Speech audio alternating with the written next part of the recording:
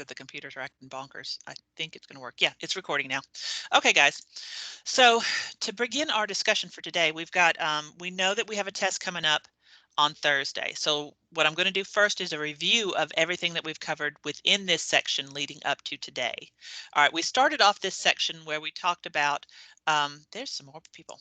We started off this section where we were talking about how the scientists organize the whole world from an individual atom all the way up to universes and galaxies. Okay, so we can divide matter all the way up from the tiniest of the tiny atoms all the way up into the most gigantic universes. But here within ecology and environmental science, we only need a small portion. We use the little the acronym BBECPO. It's not fun. BBECPO. All right, and it goes from the top down. You start with the whole biosphere, and then the biomes. So that's why there's two B's together. BBECPO. So the whole biosphere, the biomes. Okay, then ecosystems, then communities, then population, then individual organisms. All right, now that's really hard for me because that goes from the top down. I automatically think it from the bottom up. So the acronym actually is kind of painful for me because it's backwards. But in reality, what we're talking about is you have an individual organism. Okay, that's organism level. Then you have all of the organisms of that type nearby. That's a population. Then you have every living thing, plants, animals, and bugs, every living thing that's nearby. That's community. Next level up is the ecosystem, and that's where you add in living plus non-living things. That's the next level up. And then you go to the whole biome and then the whole biosphere. All right, so when we bring into the level between community and ecosystem is where it gets the confusing, but that's where we're adding in living versus non-living. And so that brought us to the part last week into biotic versus abiotic factors. This discussion I'm talking about right now is in last Monday, if you'd like to look at it. So the biotic versus abiotic factors. Then we have, after we did the ladder of matter, then we did living versus non-living, then we did producer versus consumers. Okay, the specifics on those. And that day we covered just the producers. When we covered the producers, we talked about photosynthesis. All right, and so how photosynthesis worked. And then we talked about the types of producers, where you have grasses, trees, and bushes here on land. In the water near the shore, you'll have algae, okay, and underwater grasses, aquatic grasses. Out in the open ocean, you'll have just phytoplankton. So the types of producers depend on their location. Then we moved to the next day, Tuesday, we talked about the consumers at that point. And we talked about the levels of the trophic levels, primary, secondary, tertiary. And then we talked about herbivore, carnivore, omnivore. And we also talked about the difference between decomposers and detritivores, how we get the nutrients back into the system. Once we were dealing with the types of consumers, then we did our project, which is dealing with all that, the different primary, tertiary, secondary, and whether things are an herbivore, or carnivore. That brings us to today. So when we talked about producers and producers, we learned how photosynthesis works and how the plants take the sunlight and they do their magic on it. They do photosynthesis and they get a glucose molecule. Today, we're going to do the other half of that. Once we have the glucose molecule made, we're going to talk how plants and consumers will take that and do respiration to get the energy out of it. So what we're talking right now is that we are going to compare today's lesson is working how the photosynthesis and respiration are opposite reactions. They actually work like a gear shifter.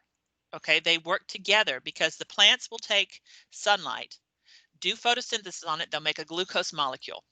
All right, then respiration takes the glucose molecule and gets chemical energy out of it. So photosynthesis and respiration work like a gear shift just to make the energy changes. Sunlight coming in, chemical energy going out. That's all photosynthesis and respiration are for. It's a gear shifter to make the energy change. Okay, sunlight into ATP. Remember, it's called ATP, the energy we use to fuel our bodies. That's the chemical energy. So that's what we're going to be talking about today. So these are our objectives, and let's open up the discussion. Okay, so food is fuel, cellular respiration, the glucose molecule that we have in the middle of this gear shifter. Okay, remember we said sunlight, photosynthesis. Okay, the plants, producers taking sunlight, doing photosynthesis to create the glucose molecule so that we can use that glucose molecule to do respiration. That glucose comes from our food. No matter what you're eating, whether it's a salad or a hamburger or a steak or sweet potatoes or whatever it is. Oh, I'm so hungry. It's lunchtime. Sorry, guys. Whatever it is you're eating it to get the glucose molecule. That's the fuel that goes in the center of this little gear shifter thing. Okay. So the plants do photosynthesis. Okay. They take the sunlight, do photosynthesis to create this glucose. All right. We have to eat something to get the glucose. Okay. That's our food. The plants are just going to use it. We have to eat something to get it. Okay, so once we get the glucose molecule, then we're ready to do respiration. We get it from our food. All right, so this line right here, the organisms use the chemical energy stored in glucose and other organic compounds to fuel their life processes. So that's the gear shifter. This is what's creating the energy for our life processes. In most cells, the energy is released by aerobic respiration, which uses oxygen and glucose to make the energy. This word aero in front, aero, means air in Greek, and they're talking about oxygen. Okay, because I mean the nitrogen in the air, the argon in the air, that's not going to help us any. It's just the oxygen. But the Greeks didn't know that. So aerobic, aero means air. Okay, so that has oxygen. All right, so we use aerobic respiration. It uses oxygen to make that glucose. We have to add oxygen in to make this gear shifter work. Okay, that's one of the best ways anyway. And that's how we do it most of the time. So here's our formula for respiration. And you've learned it in the past and you'll need it still. Okay, so we take our little glucose molecule. We're going to add some oxygen to it. And then we do our magic. Okay, we're going to release carbon dioxide and water and to get our energy. Okay, so we're going to take the glucose molecule right here from photosynthesis. We're going to add in oxygen, do the respiration on it, and then we'll get ATP, chemical energy, at the end of it. As cells respire, the reaction produces some thermal energy. Hold on, forgot this part right here, that using oxygen, the entire reason we breathe right here, the entire reason we breathe is to get this oxygen to bond with the glucose so we can have the energy. The whole reason we breathe is to get the oxygen we need for respiration. And so as cells respire, the reaction is also going to produce some thermal energy, which is lost to the environment as heat. This is why we don't get cold, or one of the main reasons we don't get cold. The reaction of breaking down our food, the metabolism, the cellular respiration produces some heat. And this is one of the reasons why we don't get cold. Okay, well, cold is a relative. This is the whole reasons that humans can go to Antarctica, right? Because we have body temperatures. All right, we have body heat. So that is part of the process of respiration. Now, what I was talking about here, the aerobic respiration up top, where we're using oxygen to make it happen. Okay, so we have our glucose molecule in our little gear shifter, and we're going to add oxygen in. That's one of the best ways to do it, but that's not the only way to do respiration. Some organisms can take that glucose molecule and do their respiration without any oxygen input at all. They call it anaerobic. Okay, so you have anaerobic, this AN, okay, right here, here's the word, AN in front of aero. An means without. So take a look at the way the words are written. So this is aerobic. Where's aerobic? Find the word for us. Here we go. This aero, that means air. Okay, that one is using oxygen. This is anaerobic. The AN means without. I have it misspelled up there, so don't worry about that one. This one is right. The AN means without air. Okay, so it's also called fermentation. So some organisms like yeast and bacteria, like the bacteria in the bottoms of swamps and stuff, they'll get their energy without needing any oxygen at all. And they can do just fine, but they're also small organisms and they don't get a lot of energy, but they don't need a lot. The trouble with anaerobic respiration, when you don't input the oxygen, you don't get as much energy out the other side. You don't get as much. If you don't put the oxygen in, You don't get as much energy out of it. But these guys are okay. Okay, they don't mind because they're little. They don't need that much energy. The trouble is when we do aerobic respiration the right way, when we put oxygen in, the stuff we're going to get out is carbon dioxide and water. In addition to our energy, the byproducts are carbon dioxide and water. The thing about it is, though, if you don't put oxygen in it, you don't get carbon dioxide and water. You're going to get something else instead. Look down here at this list. What you're going to get instead, if you don't put oxygen in, you're going to get methane, ethyl alcohol, acetic acid, hydrogen sulfide. That's some weird stuff. Okay. Now, some of this stuff is useful, like ethyl alcohol. The whole reason they call this fermentation, because when you do ethyl alcohol, that's what they're making wine and beer out of. So they're doing that on purpose. All right. And also when you get like the beer biscuit rolls, the ones that taste really good, the yeast in them has created an alcohol type thing. Now, you can't just eat 1,000 beer biscuits and get drunk, because once it cooks, the intoxicating effects are gone, but the taste is still there. All right, so that's all because of these little microbes, the yeast and some of the bacteria, doing respiration without oxygen, because they don't get, when you do respiration without oxygen, you don't get the regular carbon dioxide and water. You're going to get this other stuff instead. Now, that's not what happens to people, though. When people try to do respiration without oxygen, they're not going to get this weird stuff, methane, ethyl alcohol. We're going to get what's called lactic acid. Now, let me go into that a little bit.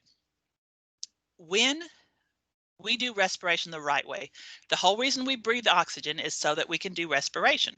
Okay, so that we can take, whoops, I'm sorry, I thought I let you in.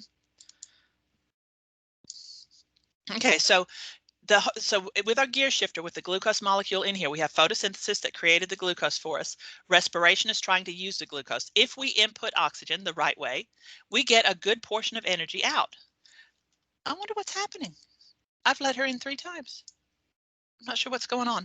All right, so but now the next thing, though, let's say you're running. I'm trying. Hang on. She's asking in Remind what's happening. I'm going to let her know. I'm trying to let her in. I don't know what's happening to Remind. Not sure why that's. I'm trying. Let me let her know I'm trying to let her in.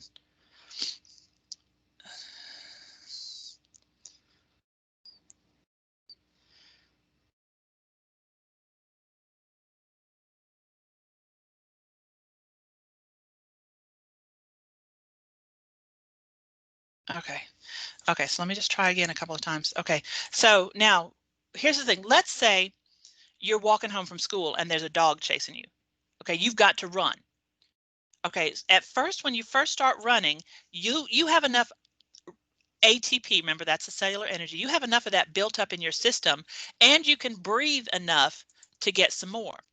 But there's going to come a time when you're running that you're going to run out of breath, and you're going to have to but you can't ask the dog, hey dog, please stop chasing me so that I can catch my breath. You're going to have to keep running. And so what we do is we continue to get our energy through anaerobic respiration. The same way that these little microbes can break down their glucose molecule without oxygen, it's still failing. I'm so sorry, baby. The same way that these little microbes can get their energy without adding oxygen, we can get more energy when we run out of oxygen. However, we don't get as much. And just like those little microbes, because they didn't put oxygen in, they got weird stuff out. Our bodies do the same thing. Because we don't put oxygen in, our weird stuff that we get out is lactic acid. And lactic acid is what's going to burn our muscles the next day. You know, when you have a good workout, oh, this is really going to hurt tomorrow. That's because you have at some point of your workout, the muscles have become starved of oxygen. When you do respiration the right way, you breathe out carbon dioxide and water, no big deal, no problem. When you do respiration the wrong way without oxygen, you're not going to breathe out carbon dioxide and water. You're going to build up lactic acid. And that's what's going to burn your muscles the next time. So let's take a look at this little sheet right here. I really am trying to let you in, baby. All right, so Right here, this anaerobic respiration versus aerobic respiration. Again, take a look at the words themselves to help you. Aero is Greek for air. An means without. All right, so try again. My goodness. All right, so this is the right way to do it. We take our glucose molecule, we add us some oxygen, and we're going to breathe out carbon dioxide and water while we get our energy. When we do it without oxygen, take a look right here, there's no oxygen. Okay, either the coach is still mad at us and we've still got to run bleachers, or the dog hasn't stopped chasing us, or whatever the case may be, we are still running or whatever, and we run out of oxygen. All right, so right here we've got just the glucose. And so the chemical reaction, though, instead of making carbon dioxide and water, is going to wind up making lactic acid. We're still going to get our energy, not as much, but we're also going to get lactic acid. All right, so let me see in the thumbs up, how you guys doing? I'm still trying to let Cassidy in. Let me turn the chat line. I know, try to admit her, please. Please admit. All right, let me see in the chat line. How are we doing with respiration so far? Can I see some thumbs up? In the chat line, can I see some thumbs if you guys are getting it? Anybody? There we go. Thank you, Zoe. Who else? Do you guys kind of understand what I'm talking about, how respiration works and how it is compared to anaerobic respiration? Good. Thank you, Halal. This is basically some of the stuff you've learned in biology, so you should remember most of it. Thank you, Chandler. Good. How we doing, guys? We getting there? Zanisha, thank you. Alexandria, thank you. Good. Try again. I promise you, Cassidy, I'm trying to let you in. All right. Okay. Good, good. Thank you, Edison. Thank you, Kevin. Oh, great. Now y'all are good. So let's go ahead back here. Let me turn this thing up so I can see back here. Thank you guys for answering with me. Try one more time for Cassidy. All right. So now here's the thing. Plants do respiration too. Remember, the two halves of this thing is the plants are doing the photosynthesis, right? And a lot of us think that that's all they do. The plants do the photosynthesis and we do the respiration. That's not all. Okay, the plants take the sunlight and do the photosynthesis to make the glucose molecule, but they didn't make it for us. They made it for themselves. We just took it. Think about a potato plant. Did a potato plant grow that giant potato just for the farmer because he loves us? No, it grew that potato so that it could have the energy to live through the year. Okay, did the corn plant, did it make that giant ear of corn just because it loves us? No, that's food storage for itself. That's the seeds to start the next generation. They didn't do all that for us because they love us. Plants do respiration too. So we have the sunlight coming in, okay, photosynthesis going on, you make the glucose molecule. The plants themselves want to take that glucose molecule, do their respiration on it to get the energy out for themselves. They use the energy that they've gotten to grow taller or make new leaves or grow flowers. They need energy too. So plants do respiration also. So all organisms, including the producers, get their energy from aerobic or anaerobic respiration, but only the producers can do photosynthesis. Okay, only producers do this half, but everybody does the respiration half. Everybody does. Okay, so now the whole reason I've been doing this all day is because cellular respiration and photosynthesis are opposite of each other. It's like a gear shift mechanism. Oh, yay, looks like Cassidy got in this time. Oh, wonderful. Cassidy, are you in, baby? Did it work? Yes, ma'am. Oh, good, good, good, good. Well, I've been trying to get you in and trying to get you in. I'm glad you made it, baby. All right, so the whole reason I've been doing this all day is that respiration and photosynthesis are the exact opposite. Take a look at the pictures here. Okay, for the photosynthesis part, here's your chloroplast where it happens. The plants take in sunlight energy, okay, and then they're going to put off oxygen and the glucose molecule. That's what they make during the photosynthesis half. The mitochondria is going to take that oxygen and glucose, make chemical energy ATP out of it, and in the process put out water and carbon dioxide, which in turn the plants take in. So the only thing that is different in the whole thing between photosynthesis and respiration is just a gear shifter in order to get sunlight turned into chemical energy. That's all. Sunlight turned into chemical energy. Okay, that's the whole purpose to do this. So the net chemical change for aerobic and anaerobic respiration, it's the for aerobic respiration anyway. The net chemical change for aerobic respiration is exactly the opposite of photosynthesis. The products of one are the reactants of the other. The only difference is the energy input. Okay, the photosynthesis has energy input. The respiration has energy output. Remember, here are two formulas, just to remind ourselves. You've done this before in biology, you remember it. All right, so here's our formula for respiration, and here's our formula for photosynthesis. And remember, quick review, the stuff on this half of the equation, that is your reactants, and the stuff on this half of the equation is your products. So we have our glucose on this side for respiration, and the glucose is on this side for photosynthesis. Oxygen over here, oxygen over here. Then it yields, that's our arrow, carbon dioxide on this side, carbon dioxide on that side, water on this side, water on that side, energy on this side, energy on that side. The whole thing, the only thing at all that's any different at all is the type of energy. 100% everything else is exactly the same. The only thing different is the type of energy. We're turning sunlight into chemical. So comparing here one more time, the photosynthesis and cellular respiration are exact opposite processes. The energy flows in opposite directions. Photosynthesis deposits, this is a new way to say it, photosynthesis deposits energy into the glucose molecule. Cellular respiration withdraws the energy out of the glucose molecule to run the body with. Photosynthesis deposits the energy into the glucose molecule. Respiration withdraws it so that we can run the bodies. So the reactants of cellular are the products of photosynthesis. The reactants of photosynthesis are the products of cellular. So I think we've got the basics on how those work together. Now, this part of the notes is bringing together everything that we've covered so far.